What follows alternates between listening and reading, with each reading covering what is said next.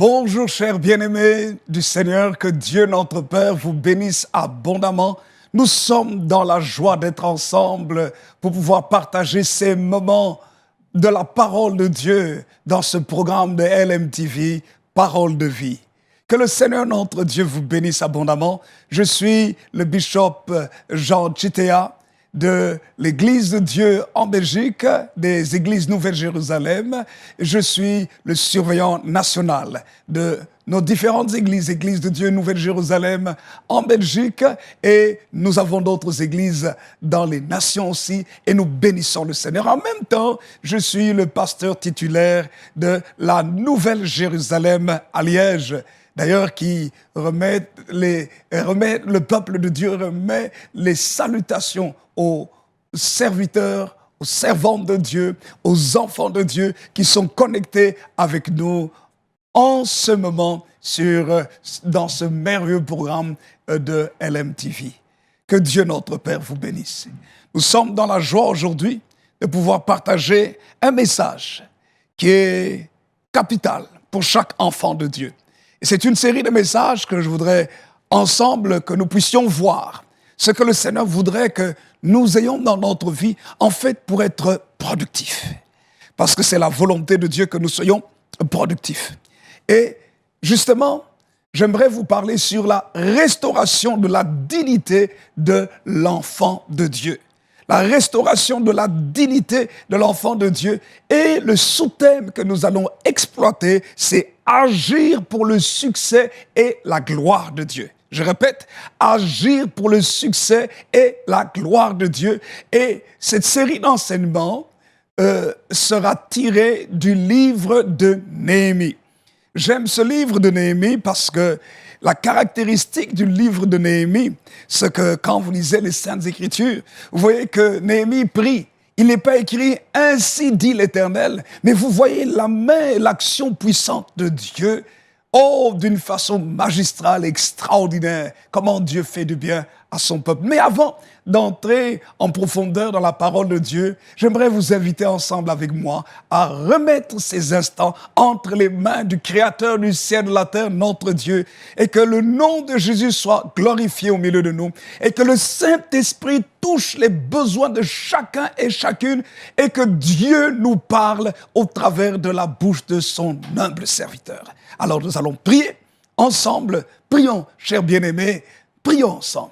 Seigneur, nous voulons te dire merci pour la grâce que tu nous accordes de recevoir ta parole. Parce que dans ce programme Parole de vie, ce dont nous avons besoin, c'est de la parole effectivement qui communique la vie. Non pas juste un message, mais une parole qui va transformer notre être. Seigneur Jésus, n'as-tu pas dit que les paroles que je vous dis sont esprit et vie? Et nous avons besoin de cette vie qui se trouve dans la parole. Et la Bible dit dans Jean chapitre 1er, et cette vie était la lumière des hommes. Nous voulons recevoir ta lumière pour ne pas marcher dans les ténèbres, mais avoir la lumière de la vie. Alléluia, pour marcher dans ce monde dans une dimension victorieuse. Bénis ton peuple, bénis chacun de tes enfants, je te prie, au nom de Jésus Père. Merci pour ton règne par la puissance du Saint-Esprit. Amen, amen, amen, amen. Gloire à Dieu. Alors, chers bien-aimés, c'est une grande joie d'être là ensemble avec nous. Ensemble avec les serviteurs, les servantes de Dieu, le peuple de Dieu, les responsables, les leaders, et même ceux qui ne connaissent pas le Seigneur Jésus.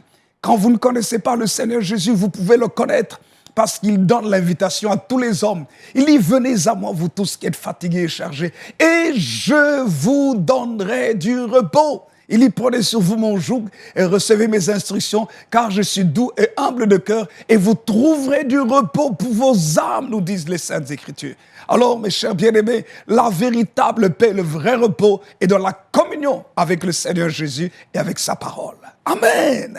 Alors, nous voulons ensemble partager justement, comme nous l'avons dit tout à l'heure au début, sur la restauration de la dignité de l'enfant de Dieu et agir pour le succès et la gloire de Dieu.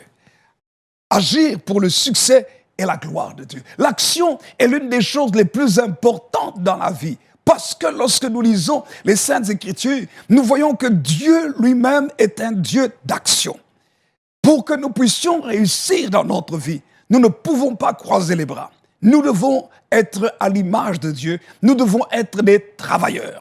N'est-il pas écrit dans les Saintes Écritures, dans le livre de Genèse, comment est-ce que Dieu lui-même a travaillé? Regardez ce qu'il est écrit. J'aime ce texte de Genèse au chapitre 2. Il est écrit ceci, versets 1 à 3. « Ainsi furent achevés les cieux et la terre et toute leur armée. Dieu acheva au 7e jour son œuvre qu'il avait faite et il se reposa au 7e jour de toute son œuvre et on répète qu'il l'avait faite. » Donc il a travaillé. Et le 3e verset nous dit, Dieu bénit le 7e jour et le sanctifia parce qu'en ce jour il se reposa de quoi? De toute son œuvre qu'il avait créée en la faisant. Nous voyons ainsi un Dieu d'action, chers bien-aimés du Seigneur. Et lorsque nous parlons d'un Dieu d'action qui crée l'homme à son image, à sa ressemblance, il crée donc l'homme pour aussi être un acteur dans la vie, un acteur dans la société, non pas quelqu'un qui va subir les événements, les circonstances de l'existence, mais quelqu'un qui va agir et manifester la gloire, la sagesse, l'intelligence de Dieu, la planification de Dieu dans son existence. Alors, chers bien-aimés du Seigneur, nous ne pouvons pas arriver à des résultats probants dans nos vies si nous n'agissons pas. Dans notre vie donc, quel que soit le travail que nous ayons fait jusqu'à ce jour, nous devons élever le niveau d'action dans notre existence. Et si j'aimerais parler à chaque enfant de Dieu, quel que soit le continent. Et ici, où nous sommes, à partir de ce lieu où nous faisons ces émissions et ce programme ici de prédication, c'est à partir de l'Afrique. Bien que nous soyons établis en Belgique, mais Dieu nous permet par sa grâce d'être là, ici à LMTV, pendant ce temps, et à partir de l'Afrique qui est le berceau de l'humanité, mais l'Afrique qui aujourd'hui aussi est le continent oublié. Mais gloire soit rendue à Dieu, parce que le continent africain, le géant africain est en train de se réveiller. Oh, béni soit le Seigneur. Et bien sûr, qu'est-ce que nous devons faire? Regretter la colonisation, regretter l'esclavage, regretter la post-colonisation, l'exploitation et autres, et se plaindre. Oui, on peut se plaindre. Oui, on peut en parler. Mais si nous n'agissons pas, bien-aimés du Seigneur, les choses resteront toujours les mêmes. Mais la parole de Dieu nous montre que Dieu veut que nous soyons un peuple d'action malgré les épreuves et les difficultés. L'action ne peut se faire que lorsque nous prenons une décision d'agir pour changer les choses autour de nous. Donc nous devons faire quoi? Nous devons nous lever, retrousser nos manches, mettre la main à la pâte et l'action va se manifester dans la concrétisation des idées. Nous ne devons pas être simplement là pour avoir des bons principes, des bonnes idées, des bons rêves, des bons songes, de bonnes révélations. Oui, nous pouvons les avoir, c'est bien, mais c'est encore mieux lorsque nous exécutons le plan, lorsque le rêve devient concret, lorsque l'idée est matérialisée. Et pour cela veut dire par là que nous devons passer de la théorie à la pratique. Nous devons passer de l'idée à sa concrétisation matérielle. Nous devons passer de la pensée à la mise en application des stratégies nécessaires pour la réaliser. Ça veut dire qu'il faut se lever et agir. Et vous allez peut-être vous rendre compte que souvent je répéterai la même chose. Il faut se lever et agir, c'est la réalité. Il faut se lever et agir. Sans action, les plus belles idées, les plus belles stratégies, les plus beaux projets ne sont que du vent. Il faut agir pour avoir des résultats. Nous pouvons avoir des rêves, des songes, des visions, des révélations. Que Dieu fait de nous la tête et non la queue. Nous sommes les premiers et non les derniers en tant que chrétiens. Si nous n'agissons pas, nous n'aurons que de belles paroles et de beaux slogans. Et dans la vie concrète, nous serons tristes et même honteux. Alors, bien-aimés, l'une des actions les plus extraordinaires que je trouve dans les Saintes Écritures, d'un homme qui a pris conscience qu'il faut se lever, mais qui n'a pas simplement agi tout seul, mais qui a entraîné avec lui tout son peuple, c'est Néhémie. Quand vous lisez la parole de Dieu, ce livre de Néhémie nous montre que Néhémie était échanson du roi Artaxerxès. Néhémie a pris la décision de rebâtir la muraille de Jérusalem qui avait été détruite à cause de quoi? De la guerre. Mais bien aimé, il y a toutes sortes de guerres que nous pouvons vivre dans notre vie. La guerre émotionnelle, le foyer peut être brisé. Votre mari peut vous quitter, votre femme peut vous quitter, ou peut vous quitter soit en restant vivant, soit aussi malheureusement en quittant la terre et en mourant. On peut subir toutes sortes de catastrophes. Les événements, les éléments naturels se déchaînent et on perd tout. On peut vivre la guerre, on peut vivre l'oppression dans le pays, on peut vivre le tribalisme, on peut vivre toutes sortes de persécutions, même en tant que chrétien. Qu'allons-nous faire? Croiser les bras? Attendre? Pleurer? Et dire qu'on aura des jours meilleurs au ciel? Bien-aimés, j'aimerais vous dire que cela n'est pas la volonté de Dieu. La Bible nous montre que des guerres peuvent arriver dans la vie des hommes et même des vrais serviteurs de Dieu. Qu'on peut se retrouver même à l'étranger, qu'on peut se retrouver en asile politique, qu'on peut se retrouver dans un pays où on vit difficilement et on est un serviteur des hommes. Et c'était le cas de Néhémie. Quand vous lisez l'histoire de Néhémie, et j'aimerais vraiment vous encourager à lire tout le livre de Néhémie, vous allez trouver beaucoup de principes et j'aimerais ensemble partager quelques-uns avec vous durant ces moments ici. Néhémie était donc échanson du roi Artaxerxès, c'est-à-dire par là que son rôle était de venir donner à boire, goûter le vin du roi et lui servir ce vin. On pourrait dire ici, c'était un serviteur ou un domestique, on peut le dire ainsi. Mais j'aime son histoire. C'est qu'on peut quitter le bas de l'échelle pour arriver à un niveau supérieur. J'aimerais vous dire que Néhémie a terminé sa vie comme étant gouverneur. Ça veut dire par là que même lorsqu'on est au bas de l'échelle, peut-être qu'on n'est pas autant respecté que ça. Lorsque nous nous levons pour agir selon les principes de Dieu, Dieu va nous conduire graduellement au niveau supérieur et nous pourrons même influencer positivement toute une ville, tout un quartier, tout un pays et même tout un continent et pourquoi pas les nations du monde entier. Dieu reste Dieu. N'est-il pas écrit dans les Saintes Écritures? Dieu a dit, vous êtes la lumière du monde, n'est-ce pas? Matthieu chapitre 5 nous dit cela clairement et j'aime ce texte et je vous invite à le lire ensemble avec vous.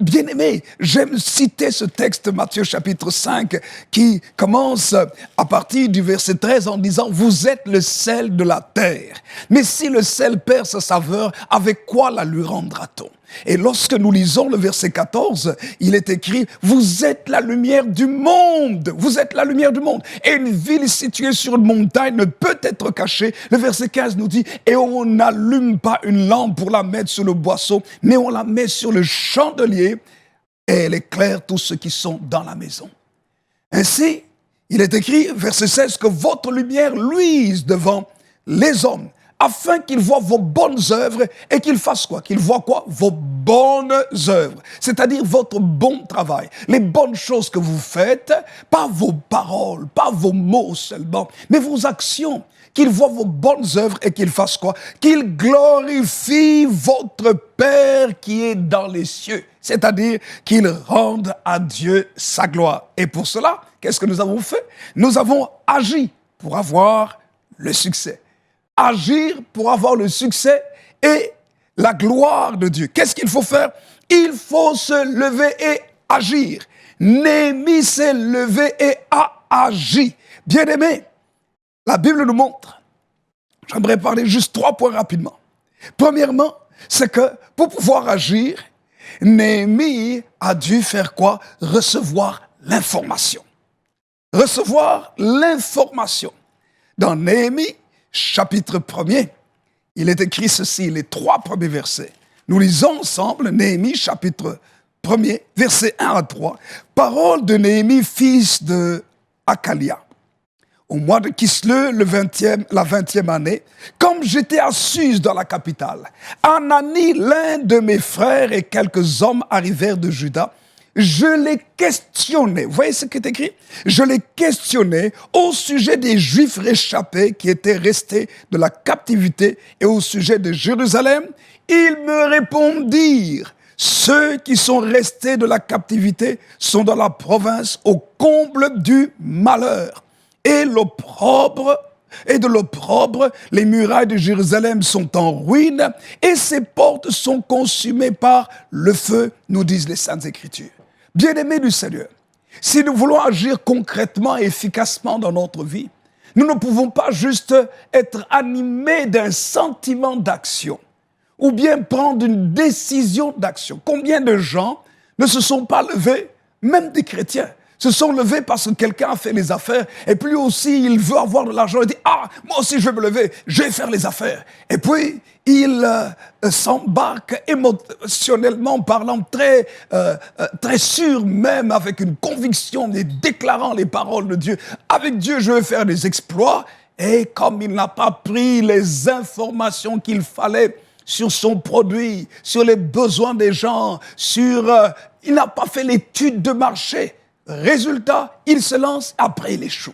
Oh, et quand il échoue, il dit, le diable m'a attaqué. Ce n'est pas toujours le diable. Bien souvent, nous échouons parce qu'il nous manque l'information complète. N'est-il pas écrit dans les Saintes Écritures? Osée chapitre 4, verset 6, il est écrit « Mon peuple est détruit parce qu'il lui manque la connaissance. » Et le Seigneur dit « Puisque tu as rejeté la connaissance, tu seras dépouillé de mon sacerdoce. » Le sacerdoce, c'est le travail pour Dieu. Vous voyez que même travailler pour Dieu, s'occuper de la terre que Dieu a créée, c'est le travail pour Dieu. Gérer toute la création, les biens, les richesses que Dieu a sur cette terre, c'est aussi le travail pour Dieu, parce que c'est la création même de Dieu. Travailler pour Dieu n'est pas toujours seulement prêcher la parole, être pasteur ou être dans l'église, chanter des cantiques. Qui a créé cette terre? C'est Dieu lui-même. Donc si nous prenons soin de ce que Dieu a placé sur la terre, nous travaillons aussi pour les intérêts du royaume de Dieu. Et Néhémie ici s'est rendu compte qu'il devait travailler pour le bien du peuple, le bien de la ville, le bien de sa nation, et il a pris les informations exactes. Et dans ces informations, il a pris les informations au sujet du peuple, mais aussi au sujet du lieu où le peuple vivait. Et il s'est rendu compte, en ayant l'information exacte, que les murailles de Jérusalem étaient détruites, mes bien-aimés. La muraille avait été détruite et que les portes étaient consumées par le feu. Et les gens étaient dans la honte, les gens étaient dans la captivité. Et la parole de Dieu nous montre comment est-ce que, cette information a poussé Néhémie plus loin dans l'action parce que son cœur a été profondément touché. Mais son intelligence a été éclairée. À partir du moment où il a eu l'information, maintenant il savait comment est-ce qu'il fallait mettre un plan pour pouvoir agir et arriver au succès. Alors, l'information est capitale. Vous savez que Dieu est un Dieu d'information. Quand nous lisons dans le livre de Genèse au chapitre 13, le verset 14 à 17, nous voyons comment, après que Lot se soit séparé d'Abraham, Dieu parle de la terre promise à Abraham. Il lui dit, Abraham, parcours le pays, va au nord, au sud, à l'est, à l'ouest. Il dit, tout ce pays que tu vois, je te le donnerai à toi et à ta postérité.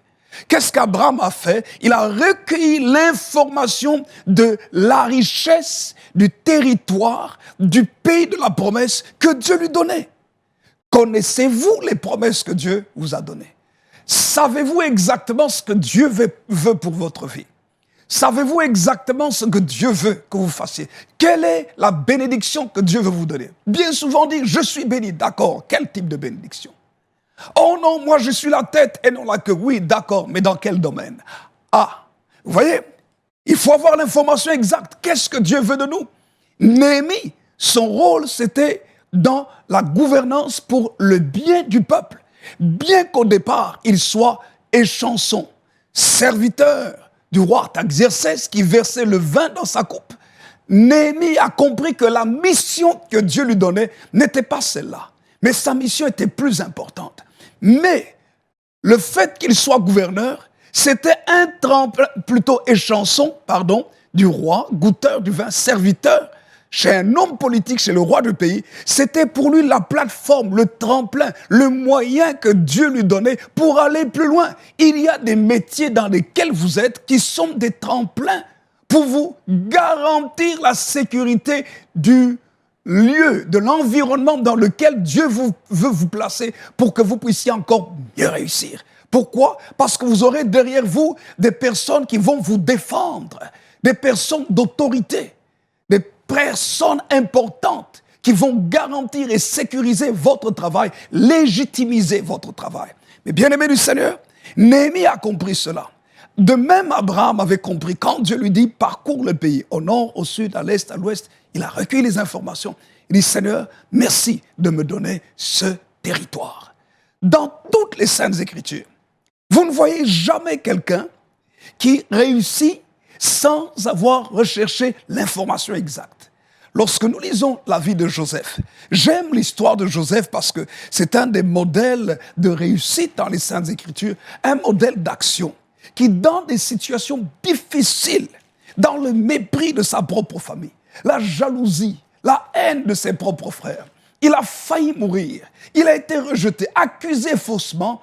Malgré toutes ces choses, il n'est pas resté en se plaignant en disant « Ma famille m'a abandonné, mes frères ont voulu me tuer, j'ai été vendu esclave et là j'étais domestique chez Potiphar, on m'a accusé faussement. » Il ne s'est pas limité là, il ne s'est pas limité sur ses plaintes, sur ses épreuves, mais il a regardé au plan de Dieu et il s'est levé pour agir.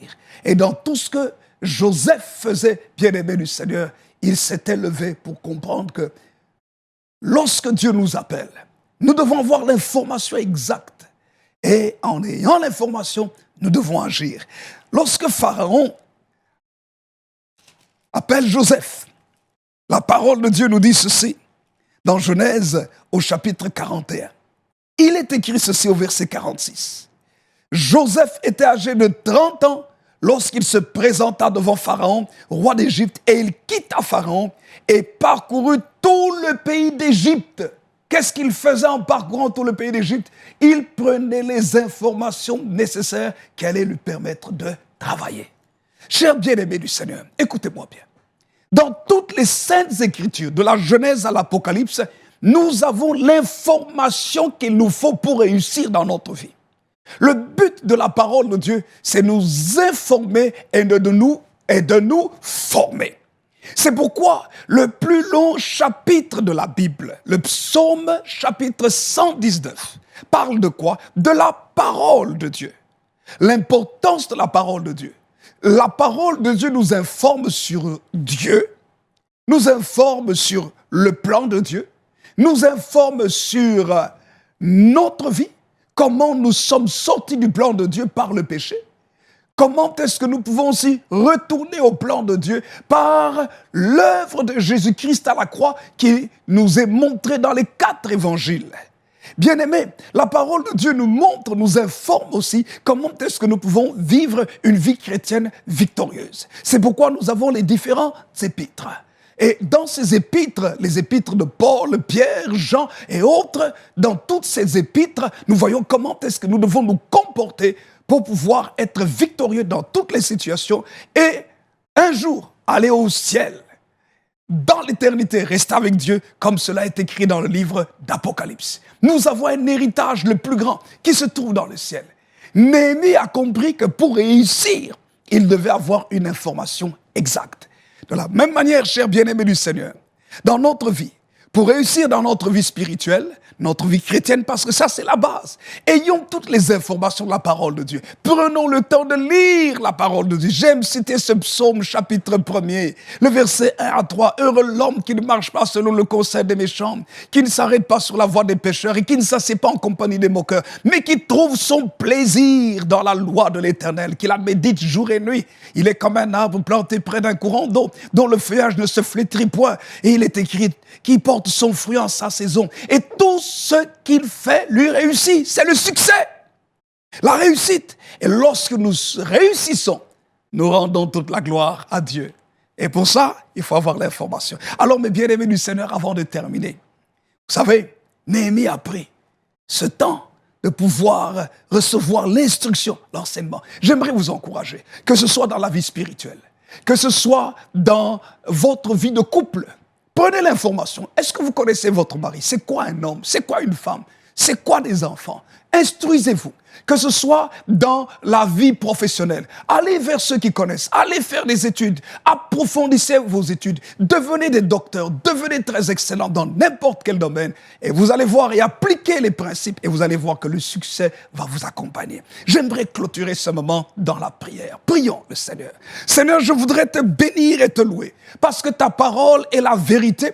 Et je prie, Seigneur, pour que tu nous donnes, à l'exemple de Néhémie, d'avoir les informations exactes dans n'importe quel domaine de la vie, que ce soit spirituel, matériel, économique, financier, politique, gouvernemental, dans n'importe quel domaine, et appliquer la connaissance comme Joseph l'a fait, Abraham l'a fait, Néhémie l'a fait, et bien d'autres, et ont réussi. Seigneur, merci pour le succès dans nos vies, parce que ta volonté, c'est que nous réussissions et que nous te donnions gloire. Que toute la gloire te revienne. Bénis mon frère, bénis ma sœur, bénis chaque serviteur et chaque servante de Dieu. Soyez bénis, peuple de Dieu, au nom de Jésus. Amen. Que Dieu vous bénisse, chers bien-aimés du Seigneur, et nous continuerons ensemble sur ce thème, la restauration de la dignité de l'enfant de Dieu, agir pour le succès et la gloire de Dieu. Alors, il faut se lever et agir. Dieu vous bénisse. À bientôt.